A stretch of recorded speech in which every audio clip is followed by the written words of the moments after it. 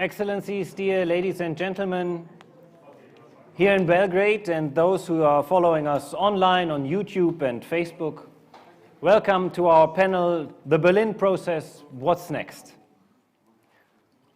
In 2014, when Jean-Claude Juncker took office as EU Commission President, he proclaimed that in his term of office there would be no further accession to the EU.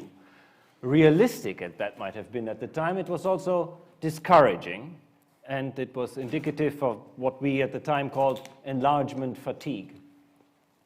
And in order to keep things going, to keep up the spirit, the Berlin process was started. In order to, let me quote, make additional real progress in the reform process, in resolving outstanding bilateral and internal issues, and in achieving reconciliation within and between the societies in the Western Balkans, and also in an united in the aim of enhancing regional economic cooperation and laying the foundations for sustainable growth.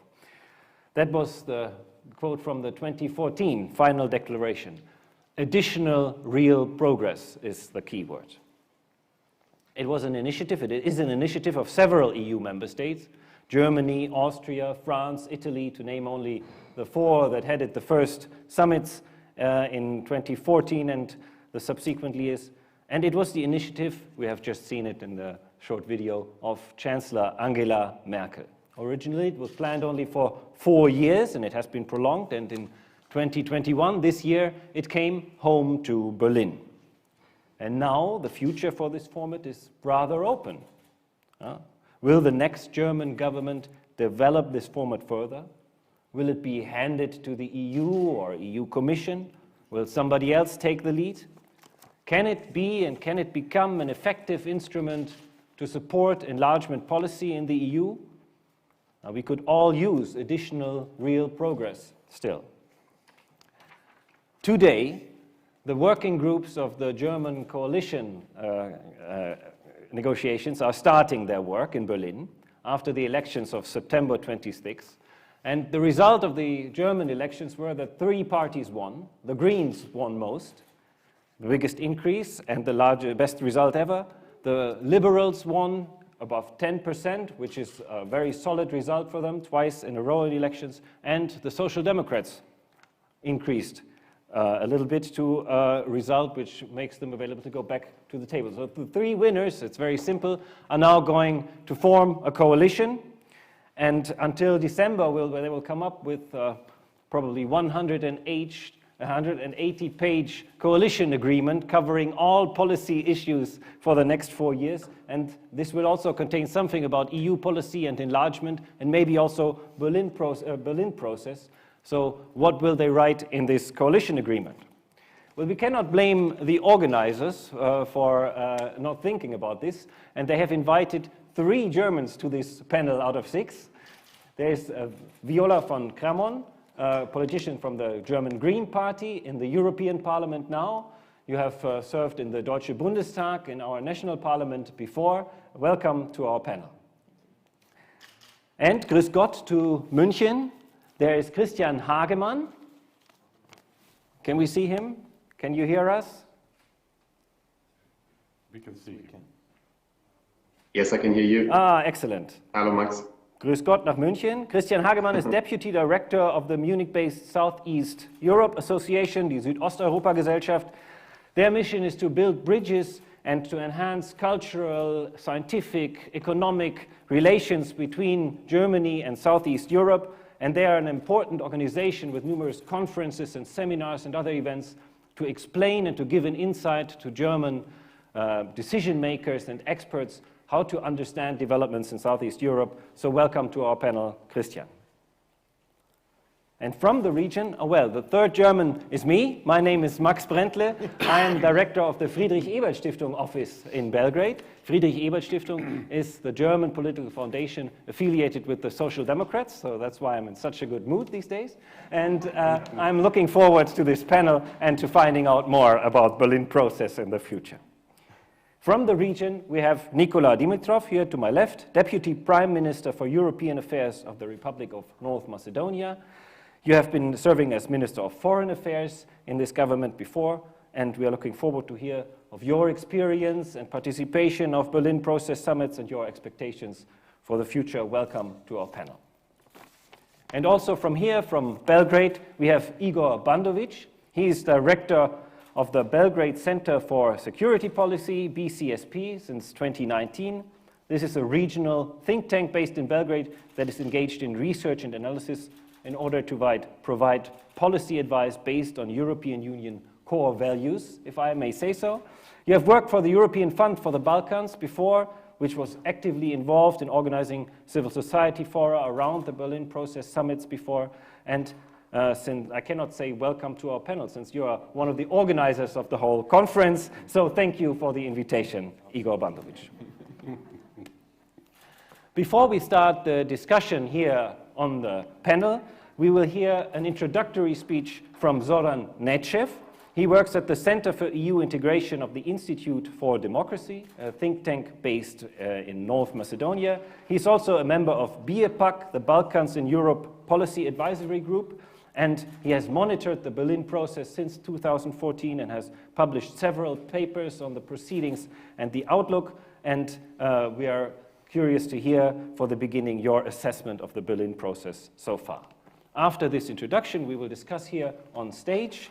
We'll also invite you here in Belgrade to raise your hand and participate in the discussion, and those that are following us online have a chance to also pose questions in the Q&A function of their channel, and then we will have a discussion on the future of the Berlin process, what's next. So with this, I hand over to you, Zoran. Thank you, Max. I was given the task to go a little bit in the history, how the process was envisaged, and what are the results, and what we can say about the future. So approximately 7 years in 5 minutes, and also talking about the next 7, hopefully. So that's why I'm going to be fast. Max already mentioned when did it started. Obviously, after the famous President Juncker statement about no enlargement under my watch, the EU accession process was in a kind of a stalemate.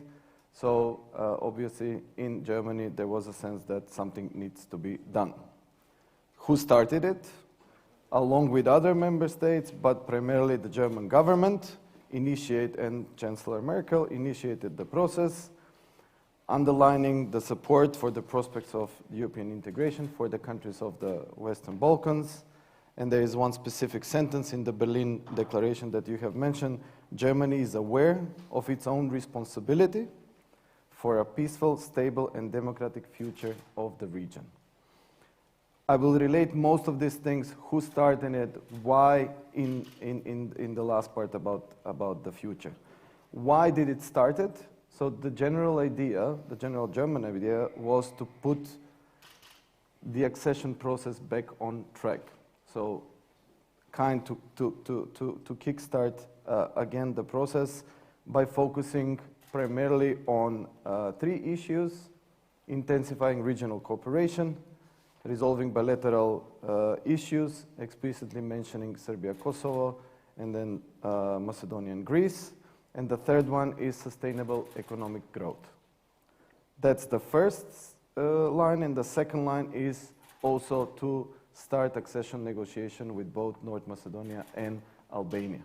Once we have 4 countries negotiating and being on track for future membership, the other 2 will follow up. So the idea in the beginning was to return the ball back to the European Commission and to put these countries on track. Few notes on the highlights. We have already seen some of the practical results, which were screened in the video. I will just outline some which are primarily political, policy, and economic. So obviously the Berlin process paved the way for resolution of the dispute between North Macedonia and Greece. Chancellor Merkel and Germany were instrumental in this process. We tend sometimes to forget, but it was because of this process and about the meetings between the prime ministers that we had the Albanian Prime Minister Rama visiting President Vučić after 68 years. So we tend to forget these kind of things, but it is major. It is now so normal to see both leaders, how they have joint press conferences, talk about various initiatives, be that Open Balkans or any other. Now it's so normal, but just go a couple of years back, we didn't have that in the region. Almost all policy areas which were covered by the Berlin process are now integrated in the EU accession process and the new methodology. So out of the 6 flagship initiatives from the 2018 strategy, if you remember, that's the strategy in which says that there is a tentative date for accession of Serbia and Montenegro by 2025, if someone still remembers that there was on the table. 4 were promoted directly through the Berlin process: connectivity, social economic development, good neighboring relations, and the digital agenda. The Berlin process was taking place once per year. Now, according to the new methodology, we have annual EU Western Balkan summits. And finally, the regional economic area, or the common regional market, based on the 4 freedoms, have been pushed through this process, something that is being promoted by RCC in the discussion about how to reinvigorate now the enlargement process. You have other think tanks promoting getting integrated in the EU single market. We already have that. That's in the regional economic area market, and then we just have to find the strength and the political willingness to engage even more deeply. Few notes on the future, and I will stop here. So Chancellor Merkel came to the region a few weeks ago with a message that she likes to see the Berlin process continue. It wasn't mentioned explicitly, but if you see the press conferences, then you can read the message. Would the process continue or not? We still don't know. But the basis for its continuation is already set. And hopefully, as we had the last MFA was coming actually from the Social Democratic Party, hopefully there will be a continuation. And I'm pretty much sure that there will be one way or the other continuation of the process. Anyways, if it continues, the process needs to be streamlined and focus on a very specific political things, as much of the others were transferred to the EU accession process where they belong. But having in mind the state of play within the Commission now and the mood, we need to pay much more attention, or at least some certain member states in here, especially Germany, needs to push other member states to find this political will, which is one of the 4 main pillars of the new methodology, to start implementing it and progress in the EU accession process, especially with North Macedonia and Albania opening accession negotiations. I will stop here. Thank you, Zoran. We will come back to your points on what is the future and how it should be streamlined. But before that, I would like to test the connection to Munich again and ask our colleague Christian Hagemann. You have been organizing with Southeast Europe Association and Aspen Institute Civil Society Forum for the 2021 Berlin Process Summit in Berlin, and you have also published lots of papers of analysis and policy recommendations after the summit. What can you add to this assessment of the Berlin process so far? Yes, thank you very much, Max, and hello to Belgrade. First of all, I would like to thank the Belgrade Security Forum for inviting me to this great panel and to this timely debate, and my apologies for not being able to be with you in Belgrade right now. So I think Zoran already delivered a very concise summary of what we've seen so far in the Berlin process. I think if we look back in time, then we would see that at the beginning there was also a fear that the Berlin process would probably replace the enlargement process, or attention would shift away from the enlargement process. And I think if we look at it now, we can clearly say that this has not been the case. Enlargement is of course still the main game in the region and the main focus of the European Union as well as the candidate countries. Still, after 7 summits in the past years, we've by now seen both the strengths and the weaknesses of the process.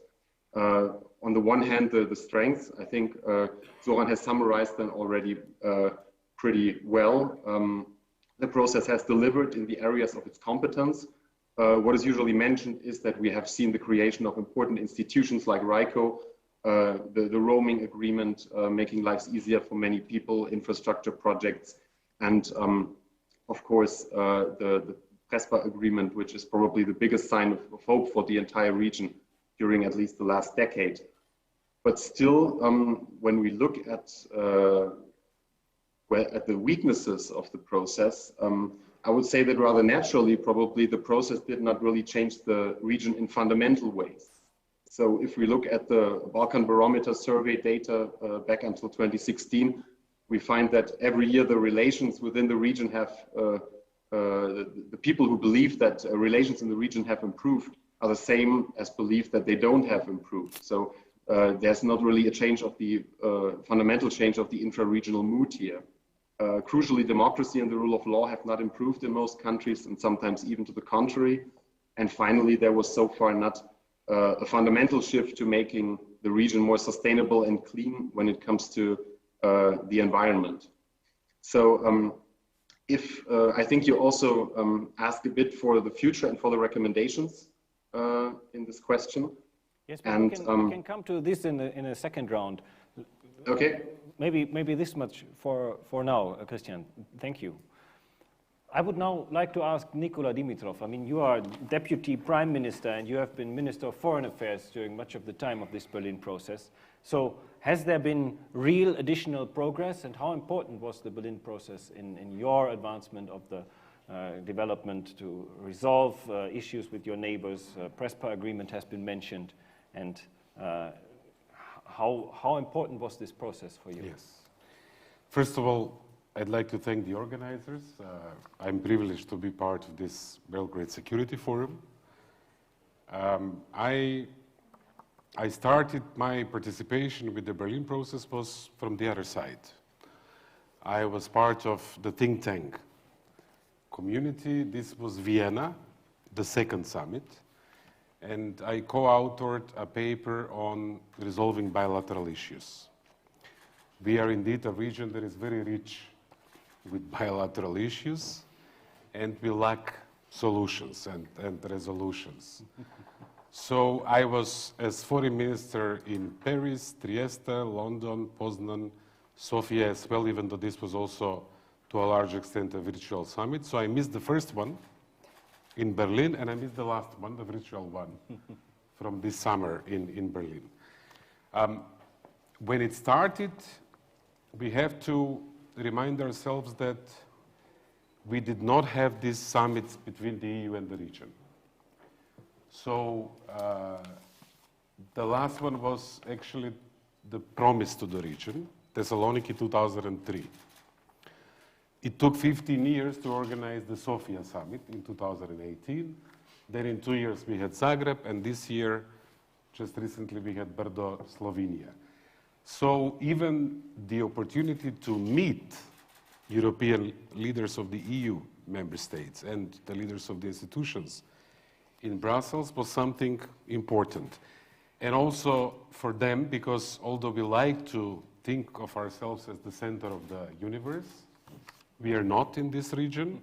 So it was also important for the leaders of the EU to pay some attention to a region that is surrounded by member states. There is clearly an inner courtyard, an inner yard of the European Union.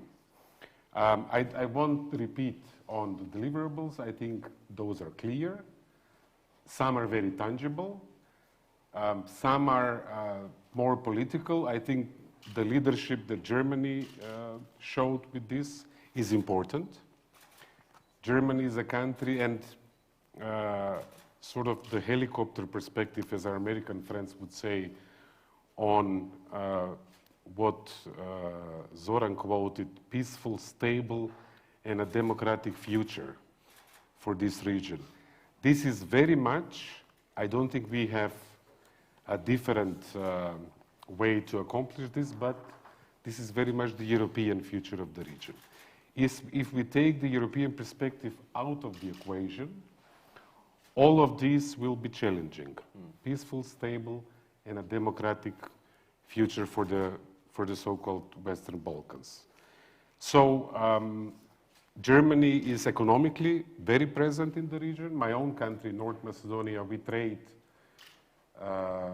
is our biggest trading partner. Almost half of what we produce goes to the German market. Politically, I think we have really good relations, and Germany is a member state with a very clear recognition that making this region European is a strategic interest of the Union. And making this region European is actually very important for the people of the Balkans, because for them to have a European way of life at home, this is the process. Otherwise, and here we are in a race against time, for many it will be easier to move to Germany, Italy, and other member states to have a European life there. But the idea is to make our region European. The reason, let's say the motivation of the process, to start a process with some tangible results, plus a political commitment, recognition of the importance of the region, is still here. The enlargement process, the European integration of the region, is still in crisis. We have the last chapter for Serbia opened in December 2019, the last chapter for Montenegro, June 2020. We have, not to talk about visa liberalization for Kosovo, and we have a decision from March 2020 to start accession talks with North Macedonia and Albania that can still not be implemented, even though it was reached by a consensus. So there is not much movement on the ground. We had a summit, the summit sent a good political signal. It took a while for the member states to agree, but they agreed to include the words enlargement, which is, I think, important. And this was reaffirmed, but the trust, Eurobarometer polls confirm it, not only governments, but people in the region are wondering, is this in their cards? Is this realistic? That we can actually one day really be part of the European Union. But Nicola. And my last point, sort of more political point, because we now go through local elections, so that's also partly on my mind, even though I'm not exactly an actor in that. I think it's important for the EU to make the European ballot box a winning one. If we can't deliver, because the EU cannot deliver to the region, pro-European, pro-reform forces will be challenged. And I think this is where we are at the moment. But a process that sets out to deliver real additional progress, and after 7 years we have to concede that the EU enlargement process is stuck.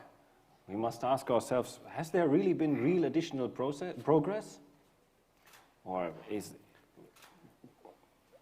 has this been successful? We have heard a mixed picture from our political observers. What is your assessment? I'll add one perspective to regional cooperation and this idea to create a regional common market, which both IMF and World Bank estimate that will bring around 10% of GDP growth to the region. So this is obviously something extremely, extremely useful.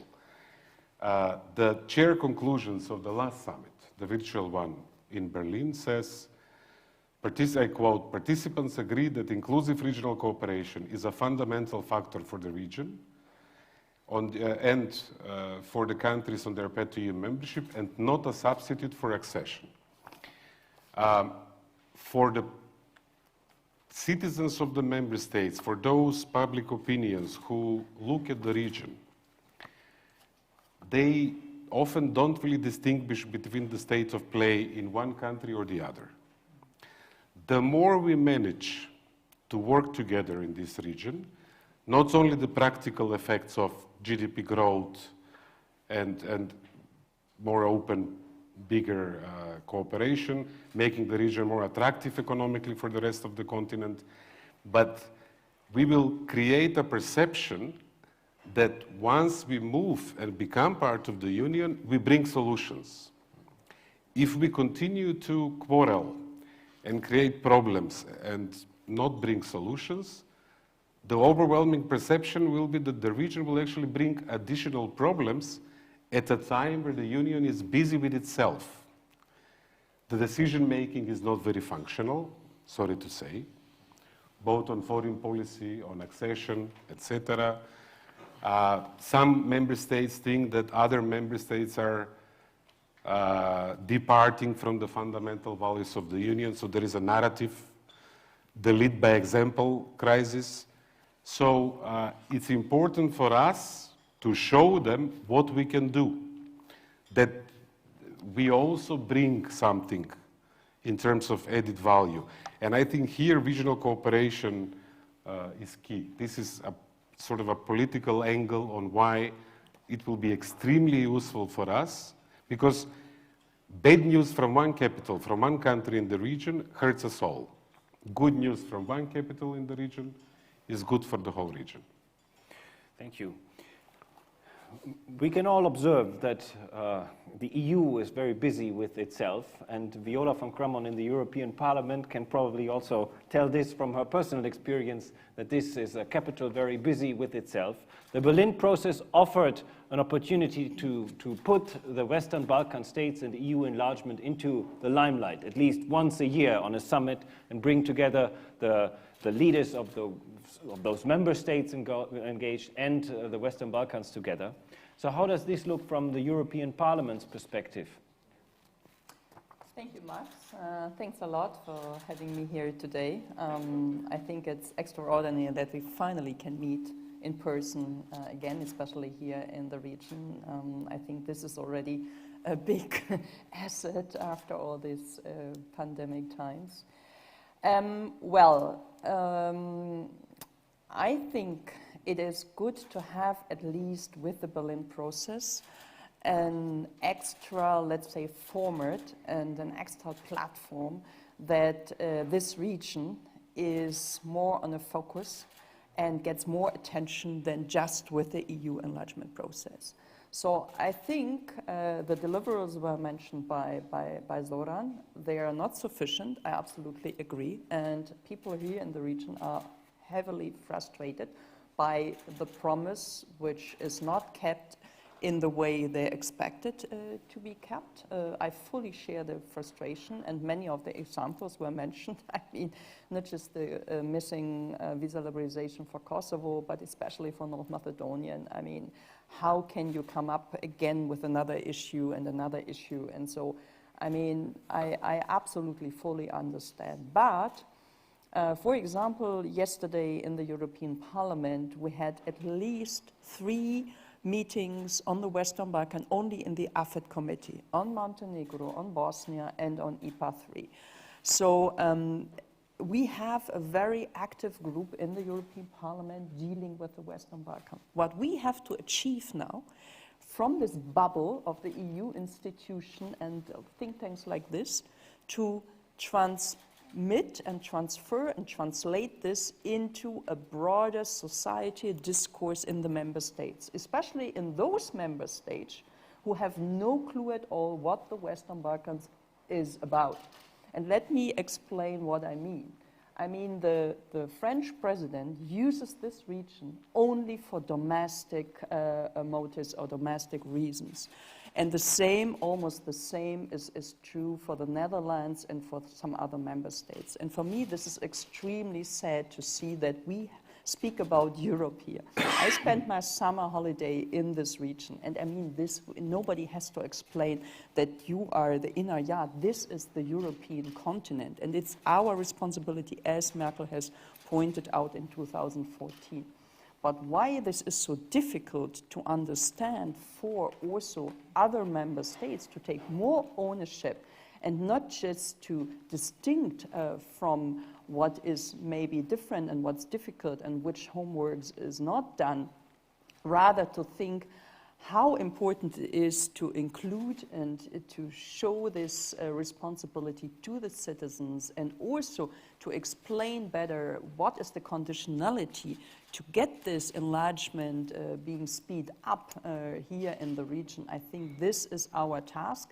And so far, I have not really managed to understand how we can transmit this message, especially to the more skeptical member states and to the societies who obviously believe in this mafia state discourse and organized crime. And so for me, this is a massive, I wouldn't say disinformation, but a very biased discourse. And I think we all have to come together and also find ways of, I mean, Raiko was mentioned, but we need more interactive exchange to explain where is the progress done, what is definitely, I mean, where is lacking democracy, rule of law. I mean, we are here in Belgrade and everyone knows that there is a huge backsliding in democracy, in rule of law, media, opposition, and so on. But nevertheless,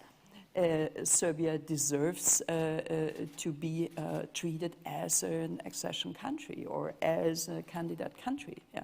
And so this kind of translation to lead this into more member states, I think this would be our task in Europe or in Brussels. Okay, thank you. Now, talking about the member states, let's talk about Germany. I mean, European policy, foreign policy, and the Western Balkans have not played a big role in our election campaign this year. But they are, of course, a very important topic for policymaking in the next 4 years. You are from the Green German Party, which I call the biggest winner of these elections. And, I mean, let's work on the hypothesis that they will now form this coalition. Is there a green vision for EU enlargement and for the Western Balkans? I mean, we fully share the idea of enlargement. I think we are the biggest supporters, and we have been the biggest supporters all the time, and really try to bring in the positive aspects of this region into the political game. So we see the necessity, you have mentioned climate change, the energy questions, health questions, so all the different aspects, the fields, I think the Greens fully share, fully understand why this region matters. So when I look through our election campaign brochure or program, you find many references to the Western Balkan. I don't think you find too many what the Social Democrats are, liberals, it is so la, but I think we really try to make an effort to include this region and mark it as one of the most important fields for our future activities. Unfortunately, one of my colleagues, Manuel Sarrazin, who is well known here and who was a driving force in the parliament, is not re-elected. That's why when you call us winners, I see also some of the negative points. We expected much more than 6% plus, but nevertheless, I think we make a difference in the future government, and we will definitely put forward the agenda for the Western Balkans in the coalition treaty or agreement. And what does that mean for the Berlin process? Well, I hope we can continue. I hope we could put in a little bit more energy. I hope we can put in a little bit more a distinction. I hope that the future Chancellor will not go to Belgrade and to Tirana, but rather go to Montenegro and to Skopje instead, to show visibility where the progress is being done. I think this would be fair to say, and also really try to, as I said before, we are active in terms of trade, we are active in terms of bilateral partnership, but I think we have to make sure that Berlin takes also care of the more skeptical member states and to influence more the politics in Paris and in Den Haag, so we can have really this promise being kept as soon as possible and go forward with the real enlargement perspective. Before I involve Igor in our conversation, I would first like to ask Christian Hagemann again. You are also involved in policy advising to the German parliamentarians and the German decision makers. What can we expect of this new coalition government if it comes into power, of red, green and yellow, the traffic light coalition, in terms of Southeast Europe? We know that in the European Parliament there is a liberal group which is rather skeptical towards enlargement with Macron. We have already heard explanations for this. Where do we have to put these three parties in Germany when it comes to enlargement and Berlin process? Yeah, thank you very much for the question. I think it's very good to have a green representative and also with you somebody close to the SPD on the podium, so maybe you can add to this, but I would definitely, looking at the track record and the programs of the parties, agree with Viola von Kramon that we see the Greens probably as the clearest supporters and with the clearest commitment to enlargement in the past. It also featured in their electoral program where they stressed that the EU should take more responsibility in its immediate vicinity. They argue for visa liberalization for Kosovo and starting accession talks with Albania and North Macedonia, of course. The SPD had in the past generally a positive stance towards enlargement, but they do not mention the issue in their electoral program, but also on the track record of their handling in the ministry, I would guess that they will show also great openness towards enlargement. What's maybe interesting and especially because the party is not present on the podium, are the Liberals. They do mention the issue of accession in candidate countries a few times with regard to the Western Balkans, mainly to include them into Erasmus Plus program, so mention it only in a very limited way. And I also came across this idea during the past weeks that people asked, okay, what is their position towards the region and towards the enlargement process? Are they probably critical towards it as they are part of the Renew Europe group in the European Parliament? What I think is that the Liberals have an important thing in common with the Green Party, and that is the framing of the international environment and how they perceive it. So both parties understand the current situation as being in a competition between liberal democracy on one side and ever more assertive authoritarian powers on the other side. And this is pretty much the understanding highlighted in the past years by many actors to engage more in the region. So this is a positive thing, I would say. And in more concrete terms, what is also interesting is that the Liberals put forward a motion in the Bundestag earlier this year in April, where they call on reforms on the side of the EU as well as the candidate countries to be able to enlarge the EU and to push back authoritarian actors in the Balkans. The motion calls for the EU to make the accession process credible and predictable. It calls for the EU and Germany to engage much more in economic and infrastructure projects in the region. So this should be also something positive regarding the Berlin process. And it calls for the regatta principle in accession negotiations. So overall, this could be a positive agenda shared by all three parties for the region, I would say, because they seem to be pretty similar here in these positions. Thank you, Christian. Now, Igor Bandovic, I would like to ask you, we have talked a lot about regional cooperation and also in economic terms. And the Berlin process, the magic word was connectivity, and there has been a lot of progress in this field. But this is not the only idea of regional cooperation. There's also another idea of open Balkans. How do these two ideas relate with each other? Is this complementary? Is this the same idea? Are these competitors? Thank you, Max, for this question. And I will abuse my position of panelist also to really to welcome distinguished guests for this panel. Before I answer to that, on that question, I will say from my position and my role as a think tanker, what Berlin process was, what it brought, and how we can almost now, from historical perspective, look at certain things that happened. First of all, I think that Berlin process managed to reconcile leaders, but didn't manage to reconcile people of the Balkans. If you remember then, the key word in describing the Balkans was stabilocracy. And Berlin process didn't do anything really to somehow to improve the picture of the Balkans or to make those leaders more democratic. The second point was that Berlin process, in my mind, was more of a supplement than substitute to the enlargement. But usually, you know, supplements such as vitamins, you take them with antibiotics, but you cannot take them only without antibiotics. And sometimes when you have sick men in the room, you have to take antibiotics in order to heal. So Berlin process had its role. For civil society, it played a very important role in the absence of substantial dialogue not happening within the countries in the region. For us, it was very important to support that because it was for us avenue where actually we could meet European leaders and our leaders and really tell them straight in the face what we think about that. And I think that was one of the values of Berlin process.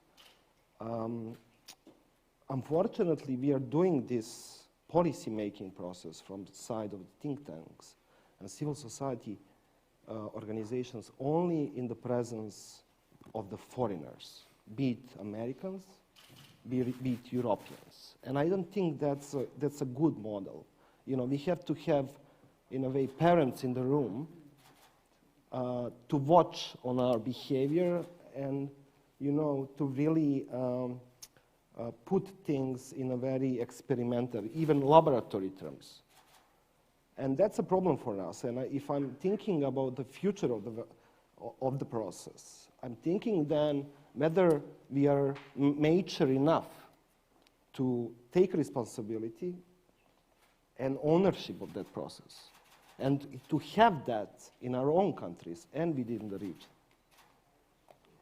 Unfortunately, we didn't come to those framework and to those conditions. If I look at the dialogue that is happening in Serbia between opposition parties, civil society, and the government, this is not a dialogue, this is a fake of a dialogue. If I'm looking what are the relationships now in the region, with increased tensions between Kosovo, Serbia, I mean, things in Bosnia, the relationship between the Croatia and Serbia, it doesn't help. And, and this is why I said it somehow reconciled the leaders because they managed to have channels of communication. And that was really the most benefiting thing from the process and the most limiting thing of the process. It was a process that was somehow created in order for someone or somehow to call the leaders and to make them behave in certain times and certain terms. And that's not what I would expect from the future member states. And these are all future member states, if we are talking about the Western Balkans. And that's problematic. So I would rather have Main Street than the side street. And I think Berlin process had its role. It played it good, considering everything. But I would love to have all this embedded in the European integration process with the serious engagement of the EU member states. Because if you recall, Berlin process was not composed of all EU member states. It was only those who were friendly towards the enlargement then, but not all of them. And this is, sorry, I needed to say this. And to answer your direct question, Open Balkans, we don't know what's really Open Balkans. It's an initiative of 3 countries in the region. We don't know what is the really program of it, what are the, what is the framework, what is the scope. Sometimes we are competing with the many initiatives. And if I recall correctly, we have more than 100 regional organizations in this region, and probably 5% of them are only working. So we are mushrooming regional initiatives, and we are artificially creating channels of communication in the atmosphere of increased tensions.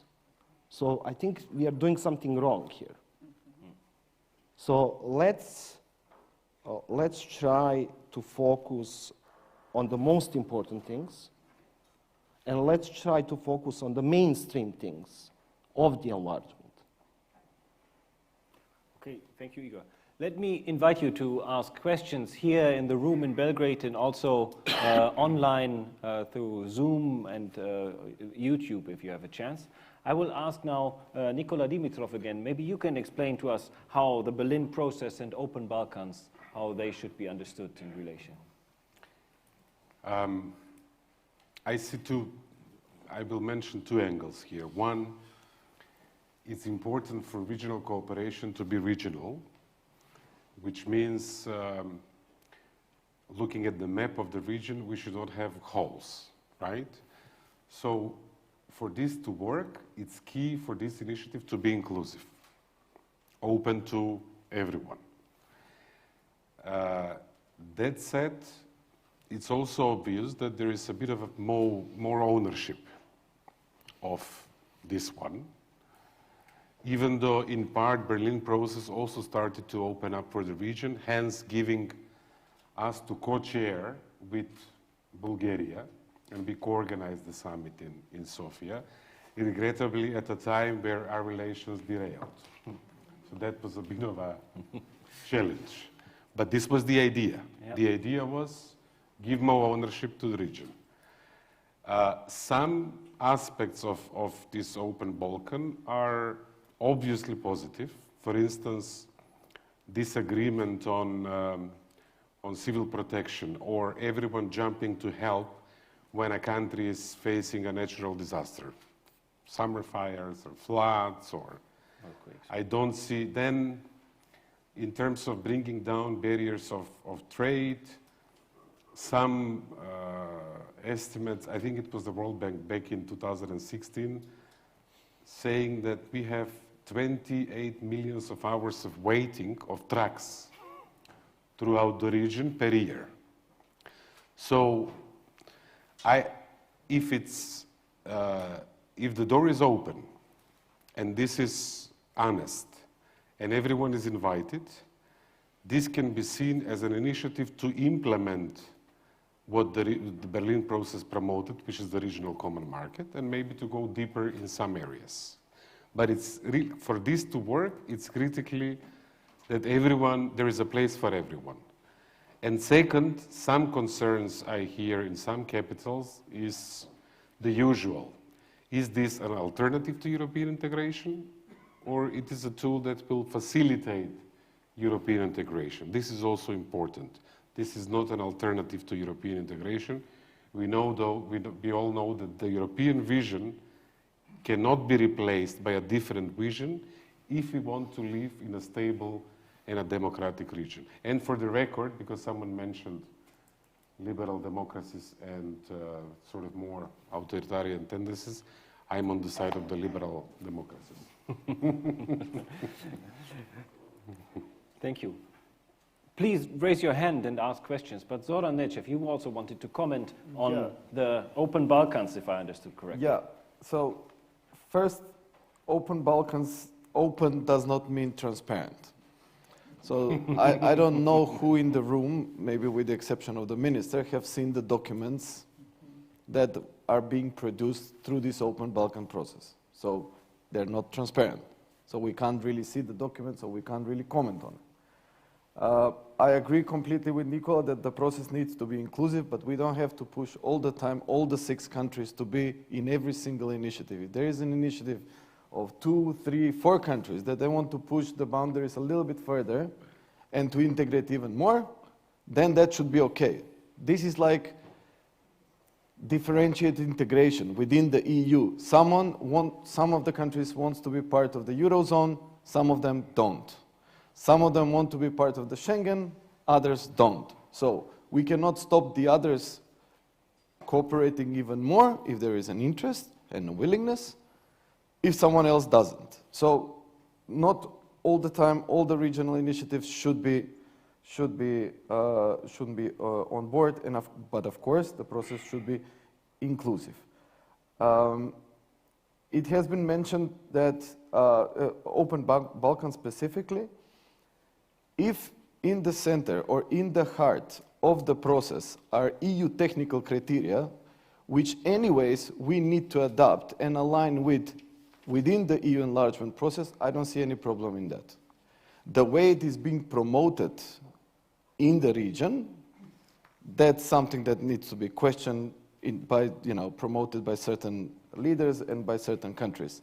But anyways, that's another story. That's the political dimension. When it comes to the technical criteria, if we want to have more open borders so the trucks would not wait, you can see it from the green lane perspective from the EU accession process. You can see it from the customs acquis, or you can see it through the open Balkans or regional economic market.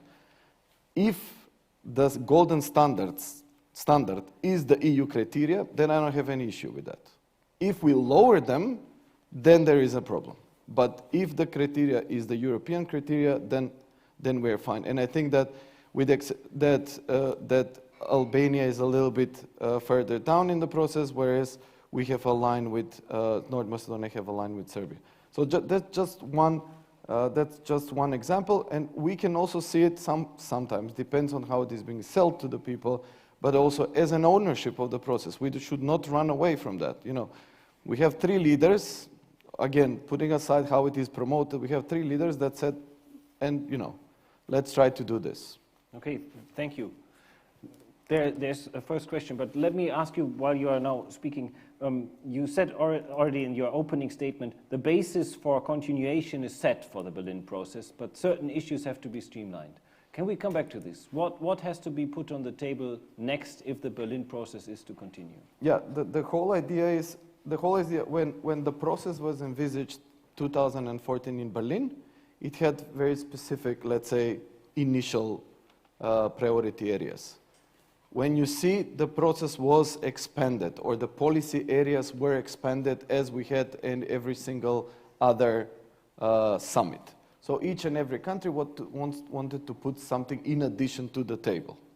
So instead of focusing 2-3 priority areas, it has expanded or enlarged so much that you have so many issues to cover. So we should focus. And, you know, some of the countries were cherry picking, okay, I want this, this, and this, I will disregard all the others. And it wasn't actually a process in which you have an implementation track record during the entire year, but you have like a month or two before the summit, okay, let's see what we can do actually in this month or two. And what would be the right thing for the Berlin process of these member states alongside the EU accession process? What would be the best to focus on? Well, if we go to the basis, and we obviously produce a lot of bilateral issues, but it's not only from the region. In our case, most of the bilateral issues being produced by member states.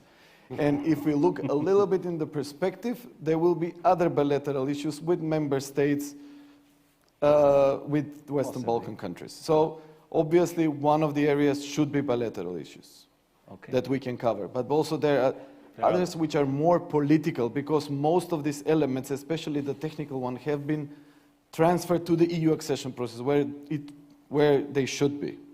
But the more political one, where we need the engagement, because this is an intergovernmental forum, so it means government to government. So it's not the EU Commission. They are present, but not entirely. So the thing is that we need to sit on the same table with previously Merkel and Macron and to see what exactly it is, not, you know, to go through the whole EU Commission process. Okay, thank you. So there is the first question. Please introduce yourself briefly. Yes, hello. Hello, I'm Mona Haidari. I'm a journalist. I have two questions, one for Deputy PM Dimitrov and one for Ms. von Kramen. The question, you've been discussing the Berlin process all day today, and I'm sad to, during your panel today, and I'm sad to report back that for citizens, it is still a very obscure and unclear process, just like the other processes that you mentioned in your speech. How do you suggest going forward to, could these processes be brought to a more palpable and tangible level for citizens, where it's not this obscure thing happening in Berlin and Brussels or between just the elite political leaders? And for Ms. von Kramen, can you, there's going to be a sea change in terms of German policy, or a sea change in terms of German policies predicted with the new, with the incoming government.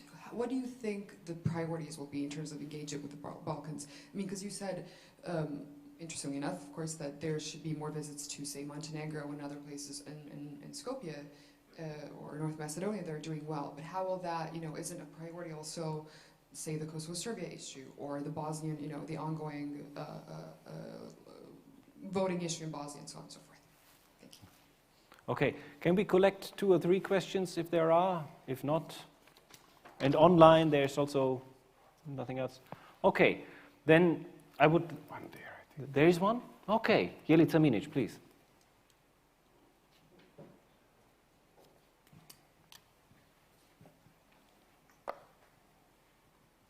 Well, I would like to mention one of the aspects that Berlin process contributed.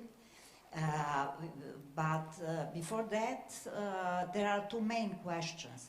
Why something was launched and what something achieved?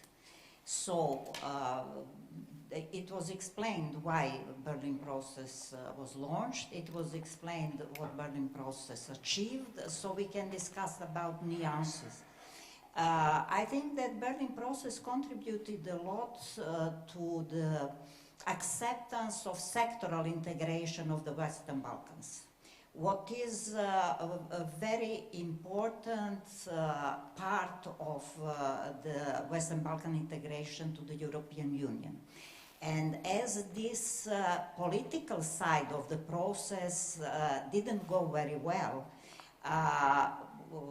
Berlin process provided other tracks which are sectoral and basically economic. And this is getting closer to the EU through these economic tracks. And it became now also obvious that this is the line of thinking through the EU documents. Also in the last Brdo declaration, this sectoral part was proportionally very well covered. This is one of the aspects. The other side is that Berlin process contributed a lot to the increased role and visibility of the civil society. What was not the case, the European Commission cannot help civil society so explicitly, but Berlin process did. And Berlin process helped civil society to become part of the accession process in a very concrete way. And just one sentence more, I can speak, but I'll stop, about the Open Balkans. Well, Open Balkans appeared in a specific moment. One of the reasons was the stalemate of the enlargement process. The other was that in the regional cooperation we had also problems because of Kosovo taxes towards Serbia and Bosnia and Herzegovina and the crisis in CEFTA. So Open Balkans provided to 3 countries to operate, and they did it. And regarding transparency, there are declarations, nothing else. There is no structure, no secretariat like Berlin process. So it worked. Although there was no any structure, there were some declarations. But it made easier to cross the border. It solved some specific problems. But Open Balkans took everything it needed from the regional economic area and regional, common regional market now. It was taken from the table, from the menu. Yeah. And they simply performed it in this tripartite. So this is only the comment. Okay. Thank you, Jelica. You already mentioned that the Berlin process included the civil society in a very prominent place, and this was also your way into the Berlin process. So the question is still from the journalist, well, how do we explain this to citizens, maybe even beyond the civil society, and how can we make this more, well, popular and people give people a chance to understand what is going on there? Yes, make it more visible, tangible, the results. I think 2 are quite tangible. The roaming charges, very important for people moving around. I myself did it yesterday driving from Skopje to Belgrade. It used to be difficult, right, once the operator changes. So this is, I don't think people of the region necessarily recognize that this was done through the Berlin process, but they definitely appreciate the result. The second is RAICO, in terms of young people. This is a useful tool. Exchanges, getting to know each other, cooperation, etc. I think the next big opportunity will be the common regional market. And some of the elements there, people will directly feel it. There is paragraph 12 of the last conclusions from the the virtual summit in Berlin. It says the leaders reiterated their commitment to adopting the agreement on free movement of people with ID cards. This will in particular be felt in Pristina and Sarajevo because there is still a current visa regime to travel between those 2 countries. And the agreement on third-party citizens, and to adopt swiftly the agreement on mutual recognition of academic and professional qualifications, which will be felt directly by businesses investing in the region. where the need to join resources is more visible when it comes to major investment. They should rely on the human resources of more than one country, right? So I think that the next opportunity for the process to deliver and people feel it will be this common regional market. And I don't know how important it is for people to know that the roaming charges were brought down through the Berlin process. Maybe it is. As long as we deliver good results, maybe the process is, the popularity of the process is maybe less important. Okay. Well, we are starting the final round of comments, and my question would have been, what is your expectation and your wish for a continuation of the Berlin process? Yes. And your answer would be to focus on this regional integration common market. I think the major reason for its creation, lack of progress on European integration, on enlargement, on accession, is still there, is still totally valid. So if you ask me, do we feel comfortable if we lose the process? I say yes. I think we still need. You still need it. I think the region still needs it. I think we need the region still needs political real attention. And in terms of regional cooperation, we did a lot. We talked about many of the achievements.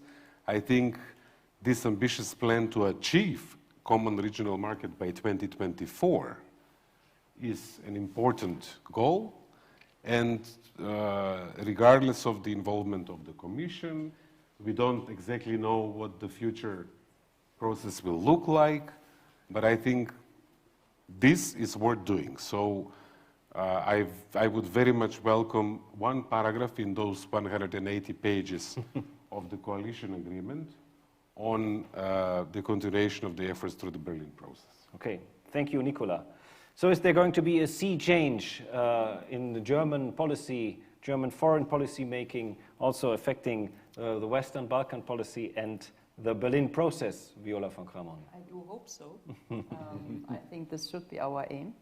And I hope maybe we find not even one paragraph in the 180 pages, maybe a little bit more elaborated on this. And as I said, I think we have to have a double track. On one hand, we have to invest more, we have to be more engaged, but we have to also, I mean, this push and pull factor, we have to make clear what are the conditions. So for the EU, it is clear, I mean, we are the biggest investor here in Belgrade, but that's not visible. Nobody speaks about that.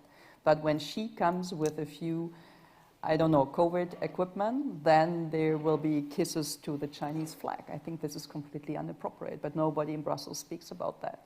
So at least, I mean, telling what kind of money we bring, what kind of investment, what kind of funding is originally EU and also bilateral assistance and support, I think this would be great.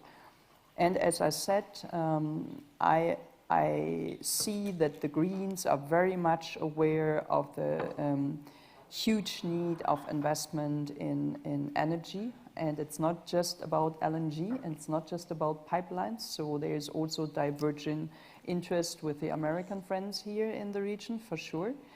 So we see there is a geopolitical struggle in this region. We have to consider the huge threat coming from Russia at the moment. I think we also have to be prepared about any robust answer when it comes to Bosnia. I don't see that anybody is prepared for that. I'm absolutely concerned what the next weeks will bring until we have finally a government, because the Russians are very smart, and and other governments play this double games for weeks now, very, very successfully. So where we will end up until our government is finally formed in December, we don't know. But in Brussels, many of my colleagues are extremely alarmed, extremely concerned about that. And so I hope that we cannot just pay for the region, but we can also play and make a difference here. no matter whether this is a member state executive or decision maker, but also from the European level, European Parliament or institution. And I would see that even I share your remark about the parents, that's true. It would be much better if we could just leave and this region would work on and run on their own. Much easier for all of us.